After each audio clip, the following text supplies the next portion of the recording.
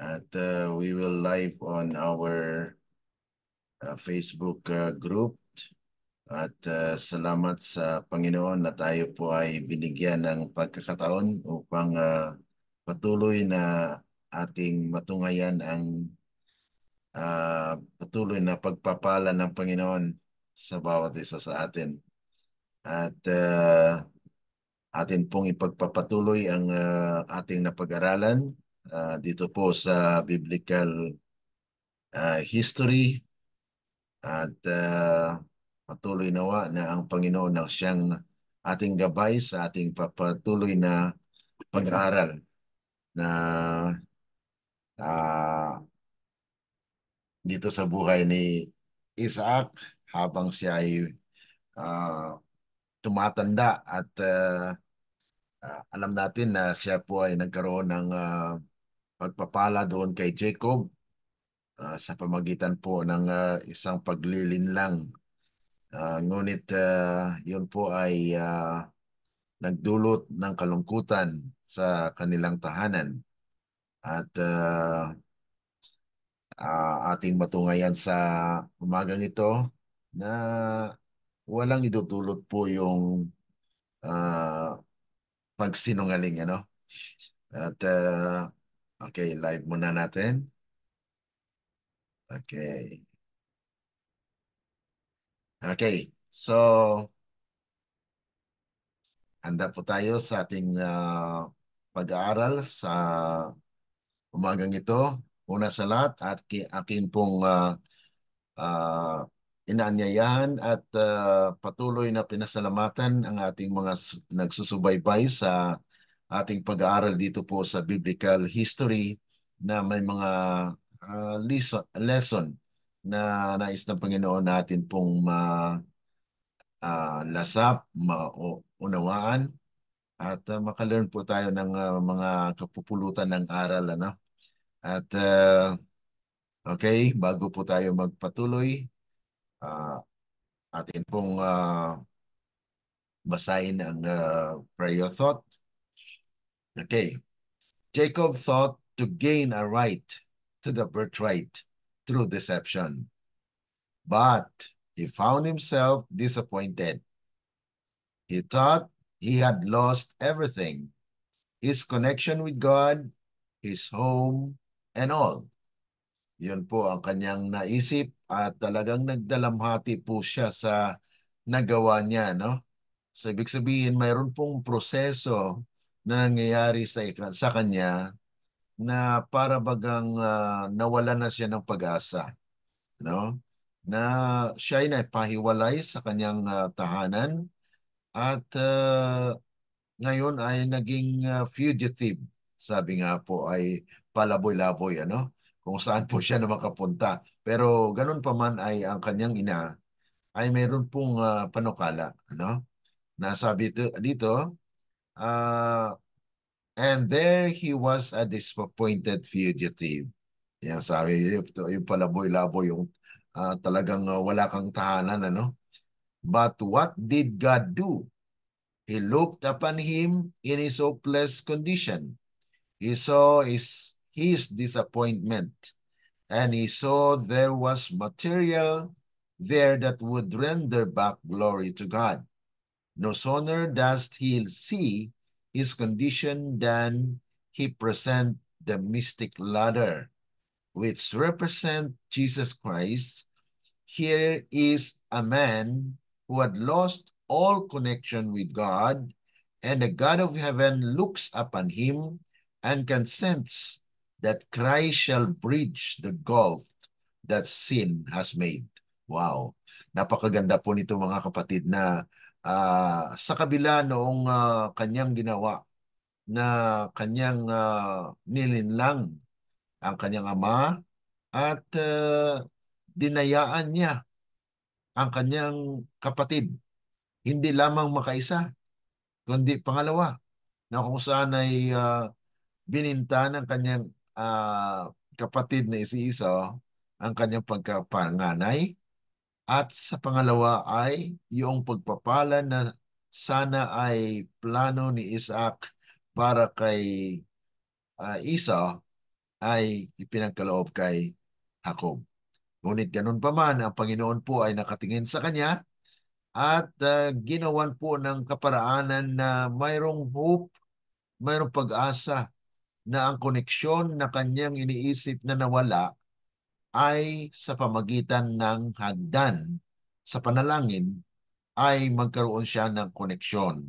Ganon din po ang tao. Sa kawalan ng pag-asa sa kanyang buhay, ang Panginoong Yesus ang siyang naging tulay. Okay? So yan po yung ating saloobin sa ating pananalangin. Natin pong maunawaan na sa kabila ng mga pangyayari na kung tayo nagkakamali, ay ang Panginoon po ay naging hagdan natin upang tayo ay patungo at magkaroon ng koneksyon sa Kanya. Tayo po ay manalangin. Dakila at mabagin po naming Ama na nasa langit ka sa muli sa umagang ito, kami po ay lubos na nagpapasalamat na kayo po ay tumitingin sa amin na kami makasalanan, nagkamali at nagkasala at binigyan po kami ng pagkakataon at pag-asa na mayroon pong hagdan na kung saan ay ito ay maging kaparaanan ng aming koneksyon dyan sa inyo. Na kung saan ay magkaroon ng pag-asa sa kabila nitong kawalan ng koneksyon. Hindi lamang sa pamilya, sa aming mga kapatid, kundi ganun din po sa inyo. Na mayroong pag-asa habang kami buhay. Kaya nga po aming sinasampalatayanan na matanggap namin ang pagpapala sa umagang ito sa aming patuloy na pag-aaral dito po sa aklat ng NSS. Nanawa ito ay maging kaparaanan upang kami po ay mapalapit sa inyo at kayo ang mangusap sa bawat puso at gawin ninyo ang inyong kalooban sa aming mga buhay. Salamat at amin pong tanggapin ang pagpapalang ito. Ito ay aming dalangin dahil lamang po sa matamis na pangalan ng aming Panginoong Yesus. Amen. Okay. Last week ay atin pong na iwanan ang kabahagi po ng ating pag-aaral na sa halip na tapusin natin ang verses 33, hindi po natin napatuloy yun dahil sa ating panahon. Ano? Ngayon po ay ating ipagpatuloy sa chapter 30, verses 30 up to 40, hanggang matapos po yung chapter 27. Okay? So, kung handa po tayo sa pagbukas ng ating Bible, okay, mabasa po natin dito sa chapter 27, verses 30 to 32. Okay? Katatapos pa lamang basbasan ni Isaac si Jacob at bahagya pa lamang nakakaalis si Jacob sa harap ni Isaac na kanyang ama ay dumating si Esau na kanyang kapatid na galing sa kanyang pangangaso. Naghanda rin siya ng masarap na pagkain at dinala niya sa kanyang ama. Sinabi niya sa kanyang ama, "Bangon na, ama ko, at kumain ka ng usa na iyong anak upang mabasbasan mo ako." Sinabi ni Isaac na kanyang ama sa kanya, "Sino ka?" At kanyang sinabi, "Ako ang iyong anak, ang iyong panganay na si Isaac." Okay, so bahagya lamang na panahon mga kapatid na lumisan si Jacob sa harap ni Isaac na kanyang ama. At dumating naman si Esau na dala-dala yung kanyang niluto dahil siya po ay nagkaroon ng tinupad niya po ang sinabi ng kanyang ama. Ang plano po nila na siya po ay maghuli ng usa. Ngunit itong pagpapala ng kanyang ama ay naibigay na po kay Jacob. Ito po ay isang paglilinlang na atin pong mapapansin na dramatikong nangyari po sa tunay na buhay sa kasaysayan po. Na pagkatapos na si Isaac ay lumisan, nandito po ngayon ay si Esau na naghanda rin po ng kanyang alay para doon sa kahilingan ng kanyang ama na siya mismo ang siyang nais ng kanyang ama na magkaroon ng pagluto doon sa usa na kanyang mahuhuli. So the timing of each aspect of this story makes it all the more dramatic So parang drama ano mga kapatid na pagbahagya na lumisan itong si Jacob ay dumating din po ang kanyang kapatid na si Esau. As soon as Jacob received the blessing and left his father's presence, Esau, his brother, came in from his hunting. So, ganun mga kapatid yung pangyayari dito. And then, sinabi po na, sino ka? So, mapapansin natin dito mga kapatid na talagang ah, itong si Isaac ay talagang na nabigla. Bakit? Sino ito? Oo. So, sabi rito that your soul may bless me. Ito po yung sinabi ni Jacob na ni Esau na kung saan ay pagkatapos po na siya ay naghunting ng usa ay ngayon ay nandito po upang ihandog ang kanyang ginawa na he is returning, no? Na naghanda rin po siya ng pagkain.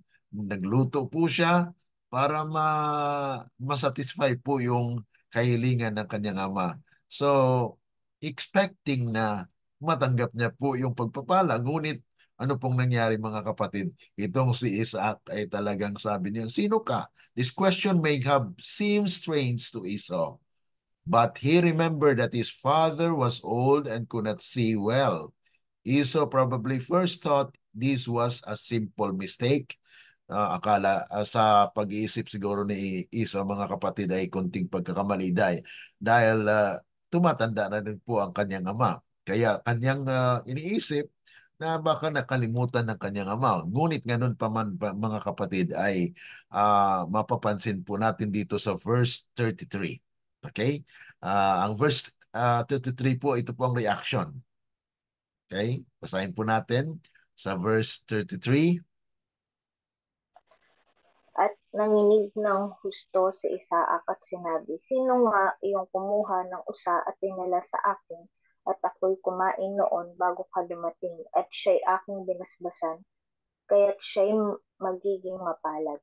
Okay, so dito po yung ang binanggit po dito ay he was Isaac trembled exceedingly.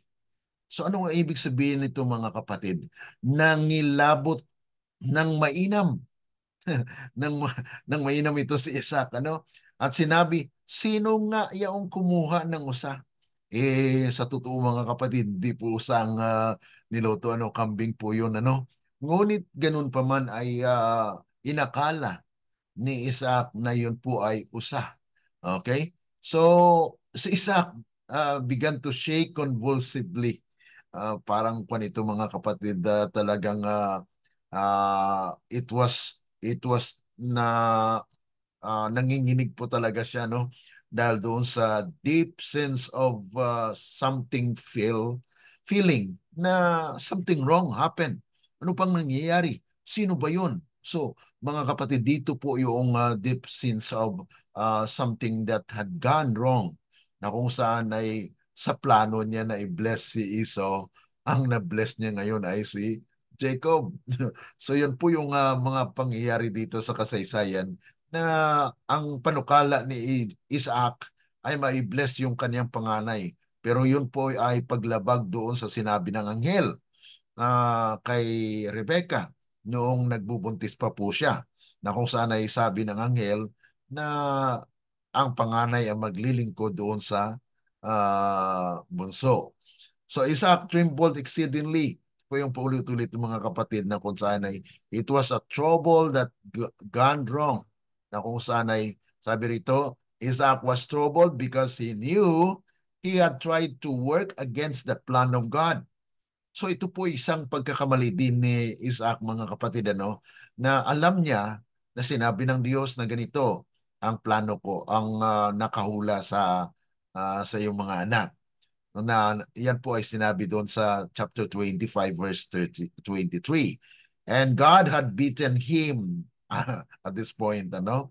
At this moment, Isaac realized he would always lose when he tried to resist God's will.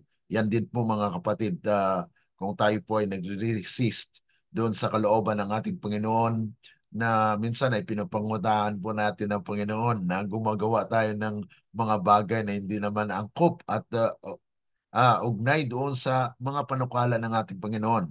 Kaya nga po talagang babalik po doon sa panukala ng Panginoon.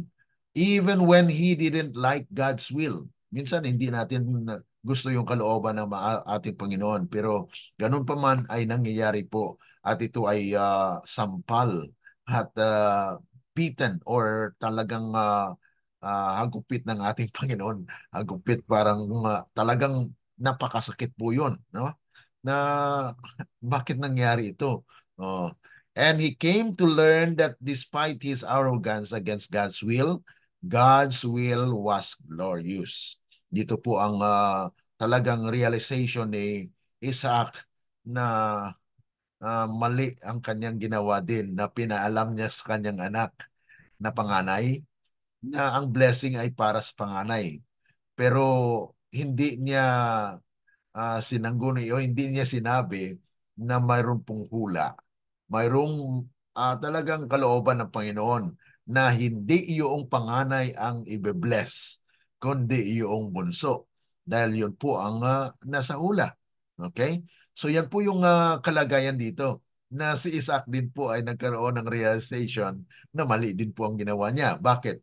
Kung hindi niya sana sinabi yun sa kanyang anak na panganay, hindi po nangyayari ito na mag-expect din yung panganay ng pagpapala ay para sa kanya. So, yan po yung mga pangyayari dito na minsan ay mayroong pagkakamali na we suffer the consequence. Okay? Kaya mga kapatid, kung may white lie man o anuman ang mga nagawa nating pagkukulang, pagkakasala, mayroon pong yan na kaakibat na mga kalungkutan at konsekwensya. Okay? So, yun po mga kapatid yung katotohanan dito nating makikita na kahit sa mga kunting bagay na hindi po yan ay kailooban ng Panginoon, mayroon pong kaakibat yan na consequence, ano? Okay, patuloy po tayo sa verses 34 to 38. Nang marinig ni Esau ang mga salita ng kanyang ama, ay sumigaw siya ng malakas at umiyak na may kapaitan at sinabi sa kanyang ama, "Basbasan mo rin ako, aking ama."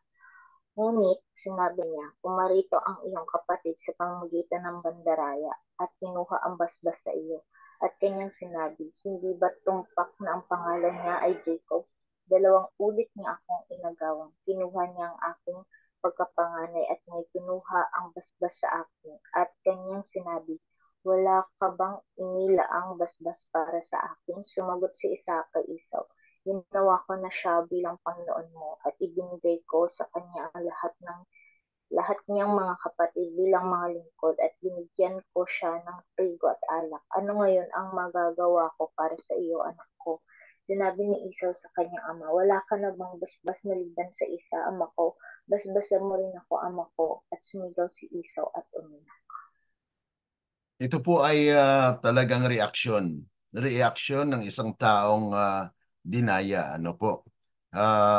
Mapapansin po natin na dito yung ganun na lang kalakas ang kanyang reaksyon na he cried, mga kapatid.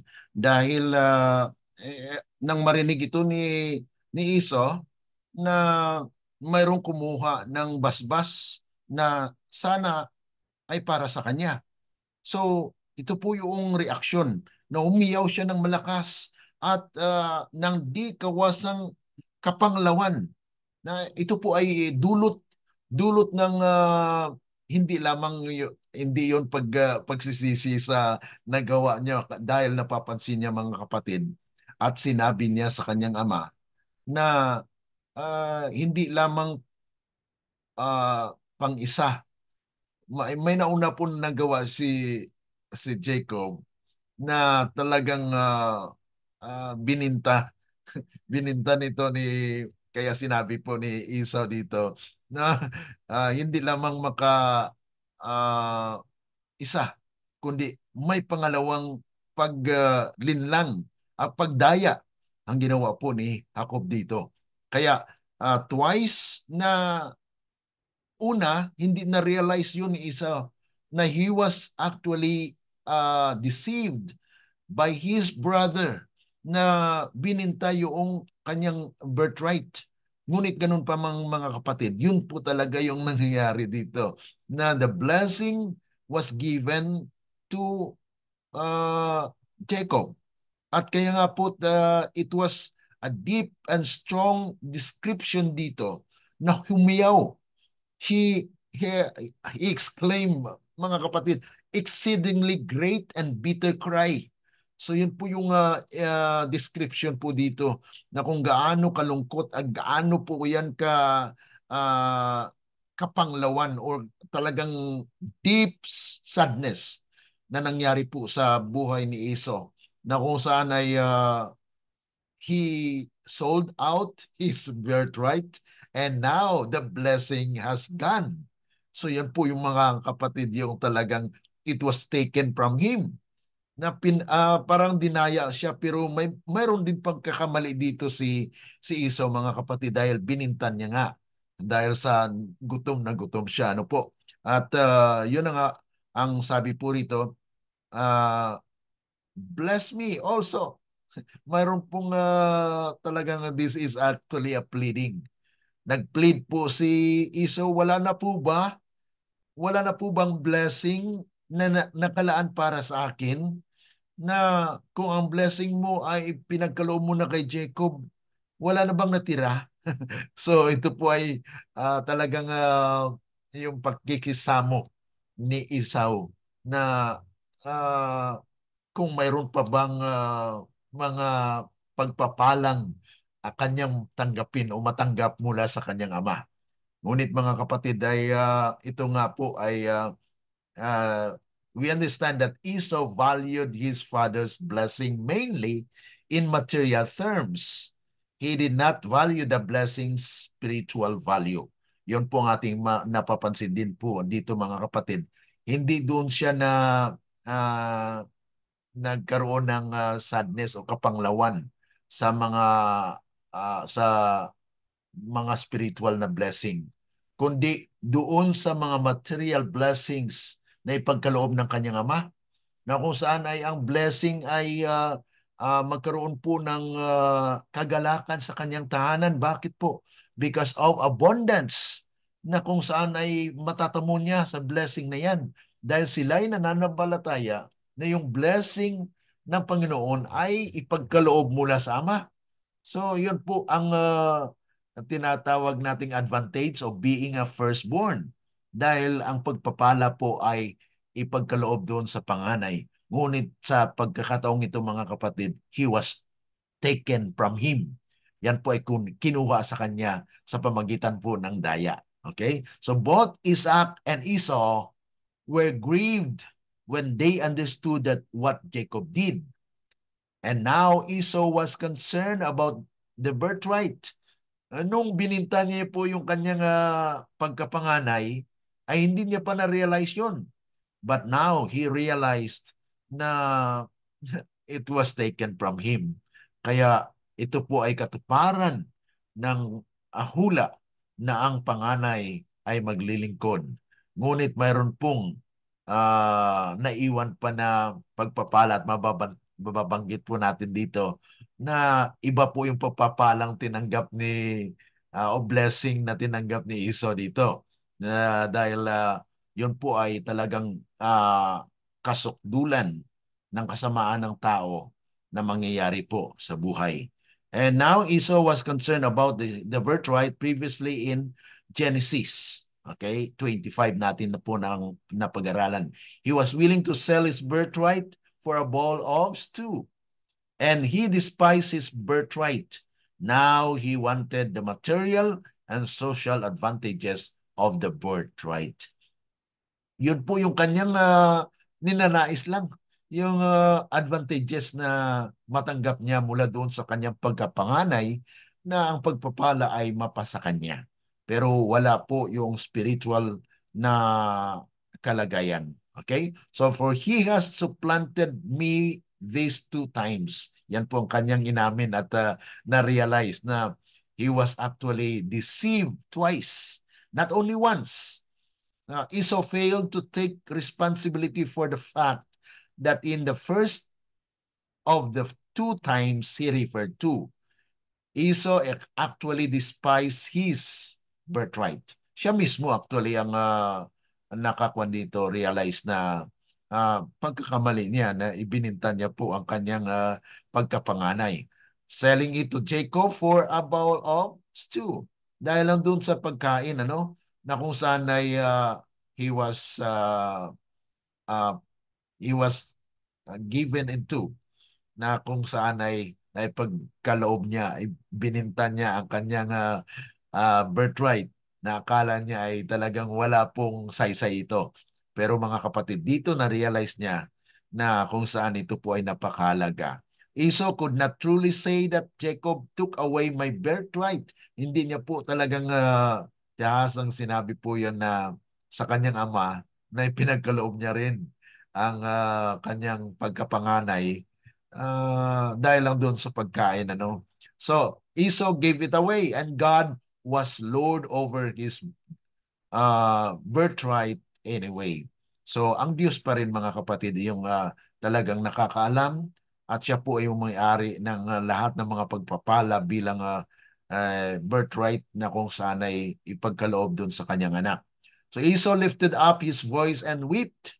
Ito po ay na-realize na talagang dinamdam ni Esau yung pangyayaring ito, na kung saan ay tumulo ang luha, frustrations, pero hindi po yun na para doon sa mga spiritual blessings na kanyang matamo. Ngunit doon po yung sa makasarili na gusto niya mga kapatid na ang blessings ay para lang sa kanya. So not to overregret for his own sin, but despising of his birthright. Na kung saan yun po yung talagang iniyak niya na naghinayang siguro mga kapatid sa mga blessing material. Ito po yung ating mapapansin dito dahil sa unang salta pa lang ng circumstansyang ito mga kapatid ay pinili niya na mabusog ang kanyang sarili sa pamagitan po ng pagbibinta ng kanyang pagkapanganay. Okay, patuloy po tayo sa verses 39 to 40.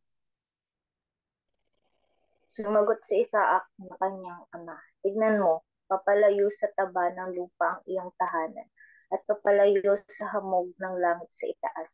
Mabubuhay ka sa pamamagitan ng iyong tabak at maglilingkod ka sa iyong kapatid, at kapag ikaw ay lumaban, babaliin mo ang kanyang pamatok na nasa iyong leeg. Kung kayo po makarinig na mga kapatid, parang sampal ito, hindi blessing mga kapatid. Sa halip na makarinig po siya ng blessing, ay ito po ay isang curse na mangyari po sa kanyang buhay. Dahil sabi nga po, behold, your dwelling shall be of the fatness of the earth. These words of Isaac sound more like a curse than a blessing. Yet, in fact, Esau ended up being a blessed man. Bakit po?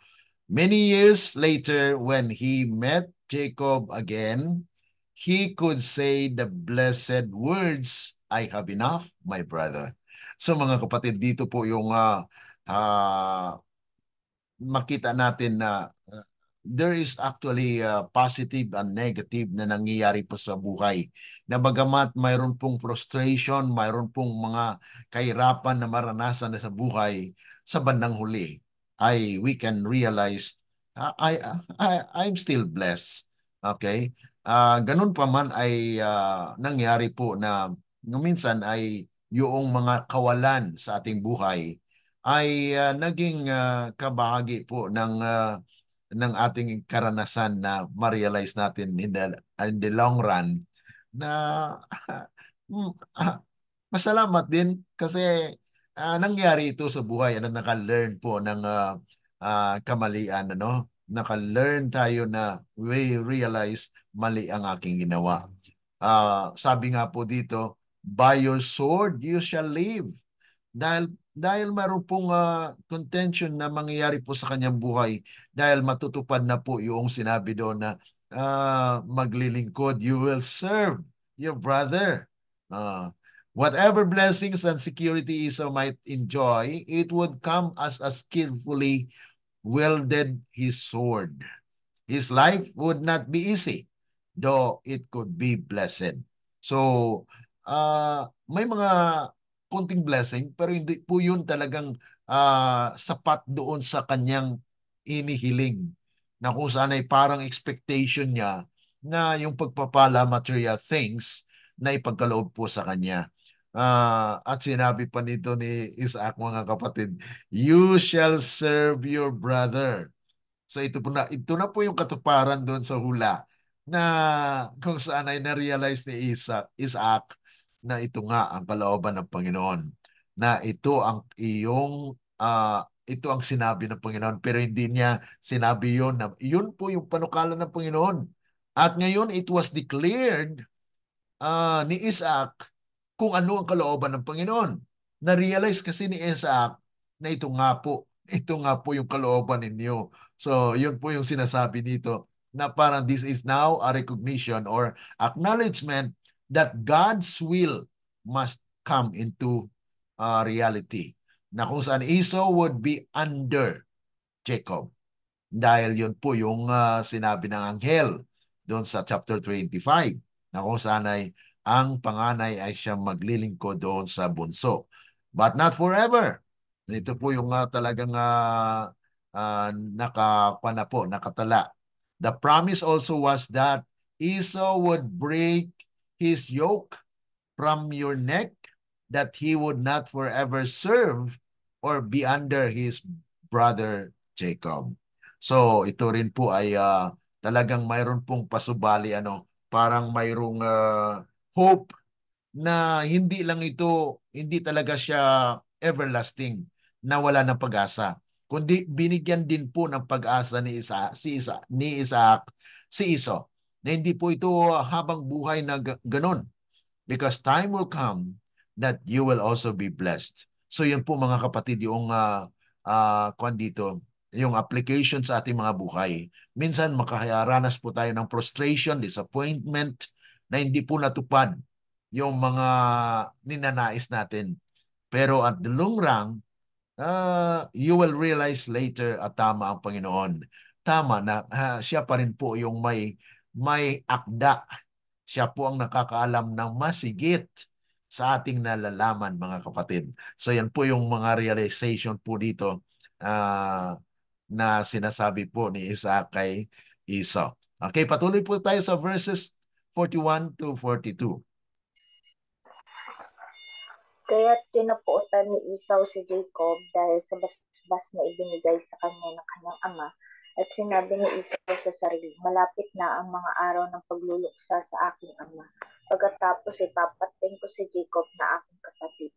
Ngunit ang mga salita ni Esau na kanyang panganay ay naibalita kay Rebecca. Kaya siya ay nagsugo at itinatawag si Jacob na kanyang bunso at sinabi sa kanya, inaaliw na iyong kapatid na si Esau ang kanyang sarili sa pagpaplanong ikaw ay patay. Okay, so dito na po yung human nature, na pag ikaw ay nalinlang o dinaya, ay meron po talagang galit na mag-burst sa buhay.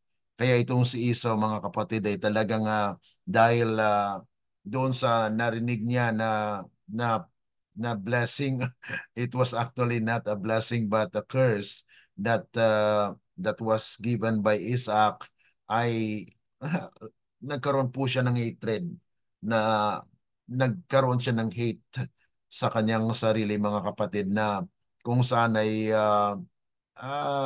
dinaya siya ng kanyang kapatid. Kaya nagplano po siyang patayin itong si Jacob. So Esau's hatred rose against Jacob for many reasons, but mostly it was out of pride and envy. Ayon po ito na mga kapatid, dahil nagkaroon talaga siya ng pride, dahil ako ang panganay tapos ganito ang gawin sa akin ng bunso. Wow. So in that his brother would be preferred before him in regard to the covenant. Envy, in that his brother would enjoy greater prosperity. So, na-envy siya. Ibig sabihin, mayroon pong inggit na dahil doon sa mga pagpapalang tanggapin ni Jacob, ay nagalit siya. Hindi po doon sa mga spiritual blessings na matatanggap niya mula sa kanyang ama. Yeah? Then I will kill my brother, Jacob. Esau, somewhat spiritual concern for the blessing of his father, quickly disappeared in a bitter hatred of Jacob. A bitter hatred that also had murderous intent. So dito na po lumalabas yung likas. So minsan mga kapatid, itong mga pagsubok na dumarating ay test po yan sa ating character. Na kung paano pong yung reaction. Kung minsan may mga bagay na hindi natin maunawaan, na minsan ay kagagalit natin. Pero at that point of time, if you just realize na it is God's will. Minsan katulad po sa karanasan ni Isaac, na dahil sa inggit ng mga tao sa Palestia, ay tinabunan yung balon. That is actually a manifestation of selfishness. Kung saan ay dahil doon sa mga nakikita nilang kasaganaan sa buhay ni Isaac, ang mga Pilisteo ay nainggit at ang ginawa nila, tinakpan nila yung balon. They stopped the blessing. Pero mga kapatid ay ano pong reaksyon ni Isaac? Isaac just lay down at umalis po siya dahil pinapalayas nga po. Sabi ni Abimelech, umalis ka na dito dahil ang mga tao ay nainggit. Ibig sabihin parang hindi rin na nagustuhan itong mga leaders at that time na mananatili doon si Isaac. At ang nangyari nga po, ang reaksyon ni Isaac, okay, tinakpan yung aking balon, wala na akong source ng tubig, nagdig siya, nagukay siya. Hindi lamang pangalawa, kundi pangatlo. 3 times nagdig po siya. Sa pangalawa ay puro contention po yun. Mayroong pagpigil sa kanya na hindi ipatuloy. Stop. Stop the digging. Stop the building. Stop the things that you are doing. Yan po yung nangyari sa buhay ni Isaac. Pangatlong beses yan. At hanggang doon nakapan po siya na lumisan siya at nadig ng another na kung saan ay pang-apat po yun, na kung saan ay doon, sabi ng mga lingkod niya, natagpuan, may tubig. Wow, a source of water. Kaya nga po, yun po yung pagpapala ng Panginoon. Magpatuloy lang. Don't let people, if they stop the blessings na pinagkukunan mo, then God will actually have the greater opportunities that God will give, So ito po yung nangyari dito, si Esau. Okay. Now, okay, patuloy po tayo dito sa last part, verses 43 to 46. Sorry po, naglampas tayo sa time. But it's okay. Ito po yung plano na. Okay?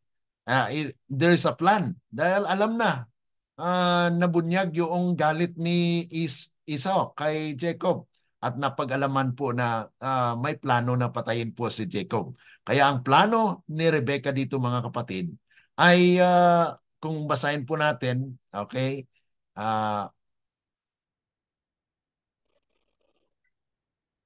verses Ngayon, 43. anak ko, sundin mo ang aking tinig, bumangon ka at tumakas ka patungo sa aking kapatid na si Laban na nasa Haran. Tumigil ka sa kanya ng ilang araw hanggang sa mapawi ang galit ng iyong kapatid. Hanggang sa mapawi ang galit sa iyo ng iyong kapatid at malimutan niya ang ginawa mo sa kanya. Pagkatapos magsusugo ako at ipasusundo kita mula roon. Bakit kailangan ka kapwa kayong mawala sa akin sa isang araw.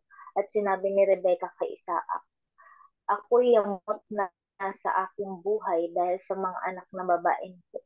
Kung si Jacob ay mag-aasawa mula sa mga anak ni Het na gaya ng mga ito mula sa mga anak ng lupain, ano pa ba ang kabuluhan ng buhay sa akin? Okay, ito po yung parang this is the expression of the mother na mawalan po siya ng anak. Dahil at this point of time, this is the last time Rebecca saw Jacob. Yan po ang napakalungkot dito.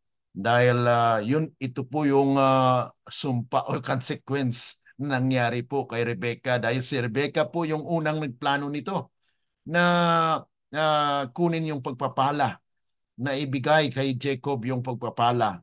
Pero ito po yung konsekwensya na nangyari po, na siya rin po ang nagplano dahil ayaw niya rin mamatay si Jacob. Kaya nagplano po siyang paalisin si Jacob doon. At yun po ay mayroon ding na tinatawag natin na pahintulot kay Isaac. Nalaman din po ni Isaac na paalis ito si Jacob. At kaya nga po ay mayroon pong talagang resulta ito ng pandaraya, no? At sinabi nga po doon na pupunta ka doon kay Laban. Okay? At ibig sabihin mga kapatid, mayroon pa rin pupuntahan si Jacob, ano? Na kung saan ay bagamat siya ay lalayo at mayroon din pong konting confidence itong ina, si Rebecca, na nasa magandang kamay or ay talagang mayroon pong patutunguhan itong si Jacob. So the few days Jacob was to stay with Laban and Rebecca's family in Haran turned out to be more than 20 years. Wow. So yan po yung mga kapatid yung natagal. Hindi lamang few days. Yan po yung expectation ni Rebecca. Dahil hindi napawi po yung galit ni Esau. Napakatindi po ng galit noon. Kasi talagang he planned to kill Jacob. Yet God would fulfill his purpose in all of it. If Jacob takes a wife of the daughters of Het, like this, who are the daughters of the land, what good will my life be to me? Yan po yung nakikita ng kanyang ina, na kung mag-aasawa din naman si Jacob dito ng mga babae na hindi ka pananampalataya, ay mas mabuti pang ako'y mamatay. Dahil doon sa chapter 26, last verse, ay at the age of 40, Esau, nag-asawa po siya ng dalawa. Anak ng Hittites. Mga kwan po yun, mga Philistine. Ano? Sila po ay Canaanites. At yun po ay hindi nais na mangyari ni Rebecca. Kaya kahit mabigat sa kanyang puso, ay yun po yung nagpaiwalay na sinugo si Jacob na umalis. Rebecca successfully manipulated Isaac into telling Jacob to leave to save his life, but it is likely that his mother never saw her son again. Yan po mga kapatid yung natala sa kasaysayan na mula sa panahong yan ay hindi na po sila nakita. Wow. Kung kayo po ang nasa kalagayan ni Rebecca, talagang this is actually a realization. Mali ang aking ginawa. Na ako pang nagplano, pero it is God's will pa rin. No? Minsan mga kapatid, yung mga pagkakamali natin ay yun po ay dulot ng ating nature na we have that tendency to fall. But yet, God is in control in everything, mga kapatid. So Rebecca's diplomatic victory was complete, but she would never see her son again. Yan po yung talagang consequence po yan. In this tragic story, everyone lost. Each of the main character, Isaac, Rebecca, Esau, and Jacob, scheme and maneuver in human wisdom and energy, rejecting God's word and wisdom. Nevertheless, God still accomplished his purpose. The tragedy was that each of the participants suffered because they insisted on working against God's word and wisdom. So ang learning po dito mga kapatid, learn to follow the words of the Lord. Kaya pinag-aralan po natin yung prophecy. Okay? History po ito. It's a foundation. Now we can learn a lesson that the book of Genesis tells us. Follow and obey, see the prophecy. Kung ano pong prophecy, matutupad talaga po yun. Hindi po yun mawawala. Yun po yung sinasabi dito mga kapatid na kung saan mapalad. Doon sa Revelation chapter 1 verse 3, mapalad ang nagbabasa, nakikinig, at sinusundan yung mga nangyayari na tayo hindi maligaw mga kapatid. So there is a blessing to follow the prophecy. Okay? So yan po yung ating pag-aaral dito sa chapter 27. At bukas po we start chapter 28. Ano? So maraming salamat. Medyo naglampas po tayo sa ating time. Sorry po. Hindi ko po mapigilan yung talagang pagkakasunod-sunod po ng mga lection dito sa ating biblical history na ang ating mga kapatiran po na sumusubaybay po sa ating Facebook. Salamat, maraming salamat po. We are happy to have you every time na you follow and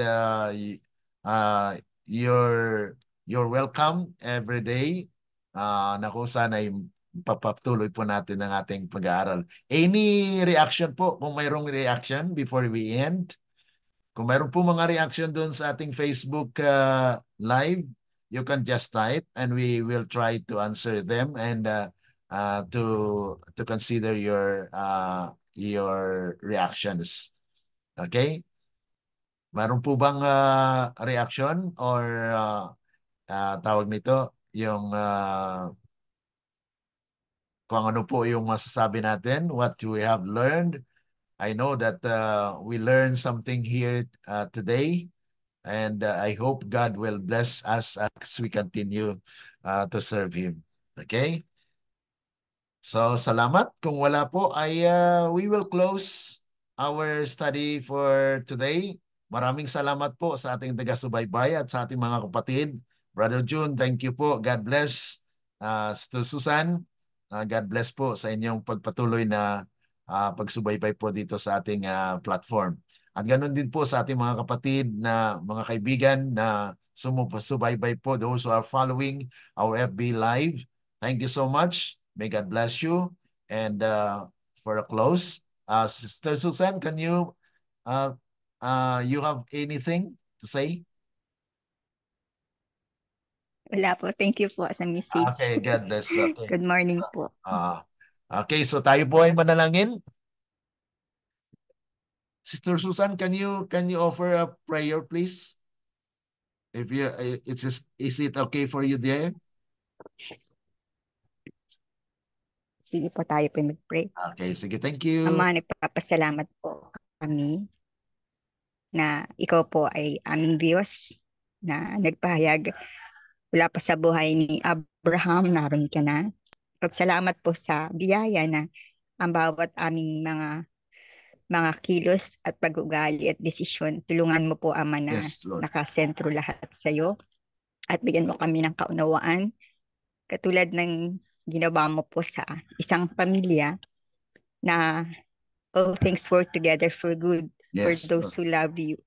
Kaya salamat po, Ama, na sa panahon namin ito, ang nais po namin ay patuloy na ipaunawa mo sa amin ang iyong salita at mamuhay kami ng naaayon sa mga salitang ipinagkakaloob mo sa amin. Yes, Lord. Salamat po. Pinagpala mo na po kaming lahat, Brother Glenn ng kanyang family. At salamat po, Panginoon, sa enlightenment ng aming mga kaunawaan na hindi dating naming nauunawaan.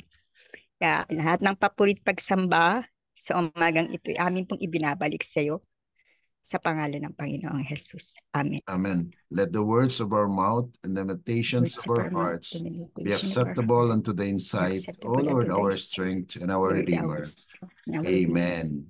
Amen. Amen. Maraming salamat po mga kapatid.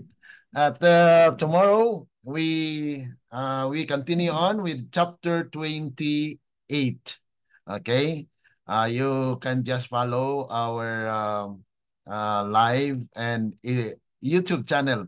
Actually, in the YouTube channel, tuloy-tuloy po yun. Nandun po lahat yung may playlist po tayo na masundan po natin yung lahat ng ating mga napag-aralan dito sa biblical history. May God bless us and God bless you all. Bye-bye.